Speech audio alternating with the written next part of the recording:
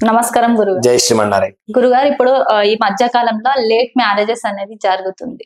So అది కొందరికైతే 30 years 40 years ఇలా age పెరిగిపోతుంది వాళ్ళకి. వాళ్ళ వయసు ఎక్కువైపోతుంది. సో ఆ పెళ్లిళ్ళు అనేది కావడం లేదు వాళ్ళకి. అంటే ఎన్ని సంబంధాలు చూసినా మంచి మంచి సంబంధాలు వచ్చినా కూడా వాళ్ళకి అసలు కుదరడం లేదు పెళ్లి. సో అది ఎందువలన అంటారు? వాళ్ళకి ఏమైనా దోషాలు ఉన్నాయా? వాళ్ళ జాతకం బాగాలేదా? లేదంటే దానికి కారణాలు ఏంటంటారు? మంచి క్వశ్చన్ వేశారు మీరు. అది మన వివాహాలు లేట్ అన్నారు కదా. వివాహం లేట్ కావడానికి కారణం అంటే జాతక దోషాలు కూడా అయి ఉండదు. జాతక దోషాల వలన కూడా వివాహం లేట్ అవ్వచ్చు. రెండవది వచ్చేసి వారి యొక్క దినచర్య కావచ్చు, లేదా వారు నివసించేటువంటి ఇంట్లో దోషం ఉంటే కూడా వివాహం కాదు. చాలా మందికి అందరికీ తెలియని విషయం ఏంటంటే జాతకం బాగున్నా కూడా వివాహం కాలేదంటే నివసించేటువంటి ప్రదేశ దోషం కూడా. అది కూడా దోషం అంటే ఏంటి? ఆ ప్రదేశం అంటే ఏరియా అని కాదు, అక్కడ మనం నివసించే ఇల్లు, గృహం. అది ఎలా అంటారు? అంటే ఒక ఇల్లు ఉంది అనుకుందాం, ఒక ఇల్లుని తీసుకుందాం. ఆ ఇంటికి ఒక వాస్తు అనేది ఉంటుంది. ఏ ఇంటికైనా ఒక వాస్తు ఉంటుంది.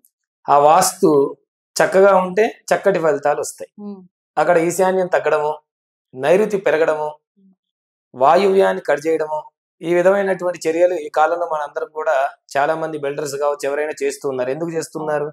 ఆ ప్రదేశాన్ని కొద్దిగా ఎక్కువగా పెంచుకోవడం కోసం, లేదా వారి యొక్క స్థలం అనేది వేస్ట్ అయిపోతుందన్న ఉద్దేశంతో వారు ఏం చేస్తున్నారు? ఎలా ఉంటే అలా కట్టేస్తున్నారు. అది కూడా దోషమే. అలా కట్టకూడదు.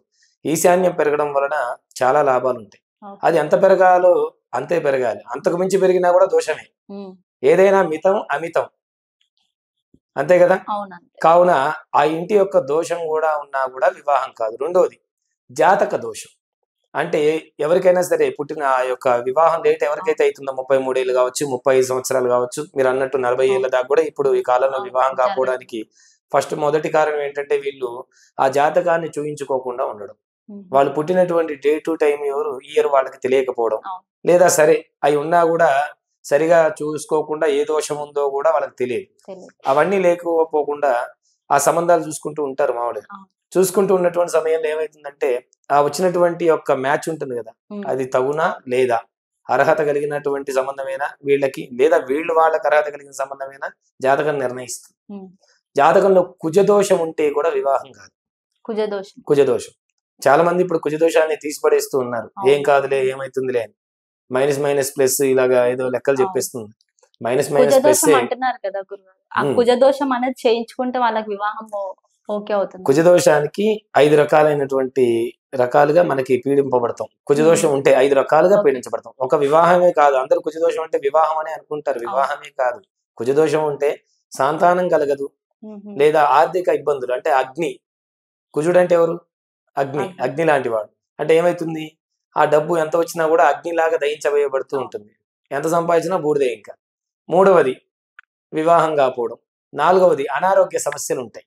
బాగా అనారోగ్యం వస్తూ ఉంటుంది ఎప్పుడు కూడా. ఎందుకు? ఆ కుజుడు సరిగా లేకపోవడం వల్ల జాతకంలో ఏమైతుందంటే అనారోగ్య సమస్యలు ఎక్కువగా వస్తూ ఉంటాయి. 7వ స్థానంలో కానీ సప్తమ కుజుడు లేదా అష్టమ కుజుడు వల్ల వివాహం కావచ్చు, లేదా అనారోగ్య సమస్యలు వస్తాయి. అష్టమ కుజుడు అంటే మన లగ్నం నుంచి మొదలు పెట్టుకుంటే. అలా చూసుకున్నటువంటి సమయంలో కుజుడు అనేటువంటి వాడు ఏం చేస్తాడయ్యా అని అంటే దోషాన్ని కలగజేస్తాడు. కుజుడు అంటే అంగారకుడు లేదా మంగళుడు, భూమి పుత్రుడు అంటారు ఆయన. కాబట్టి ఆయన ఏం చేస్తాడంటే రక్తవర్ణం రక్తగంధం అంటారు ఆయన. అంటే ఎరుపుకు సంకేతం. ఎరుపు దేనికి సంకేతం? డేంజర్, అదే కదా. కాబట్టి కుజుడు ఏం చేస్తాడంటే ఆ జాతకుల యొక్క జాతకంలో సరిగా లేకపోవడం వలన వచ్చినటువంటి వివాహం సంబంధాలు ఏమైతే ఉంటాయో అవి చెడిపోవడం కావచ్చు, లేదా కుదరకపోవడము, లేకపోతే వీరికి నచ్చి వారికి నచ్చిన మధ్యవర్తి చేత కూడా చెడిపోయేటువంటి సంబంధాలు కొన్ని ఉంటాయి. లేదా వివాహం దగ్గర దాకా వచ్చి పోయిన సంబంధాలు కొన్ని ఉంటాయి. లేదా ఎంగేజ్మెంట్ అయిన తర్వాత కూడా క్యాన్సిల్ అయినటువంటి వివాహాలు మనం చాలా చూసాం. ఎందుకు అలాగైతుంది? ఆ కుజదోషం వలన అవుతుంది. ఆ యొక్క కుజుడు అనేటువంటి వాడిని శాంతింపజేసినప్పుడు మాత్రమే మనకి సజావుగా మనం చేసేటువంటి పనులు నడుస్తూ ఉంటాయి. అప్పటిదాకా ఏదో ఒక దోషం వలన ఆ సంతానం కలగకపోవడం, వివాహం కాకపోవడం, ఆర్థిక సమస్యలు, లేదా ఉద్యోగం రాకపోవడం, ఇవన్నీ కూడా వస్తూ ఉంటాయి. ముఖ్యంగా అనారోగ్య సమస్యలు ఎక్కువగా ఉంటాయి కుజుడు వలన. కుజారిష్టేతు సంప్రాప్తే కుజ పూజాంచకారయేతు కుజ ధ్యానం ప్రవక్ష్యామి రోగ పీడోప ఉపశాంతయ్య అంటారు.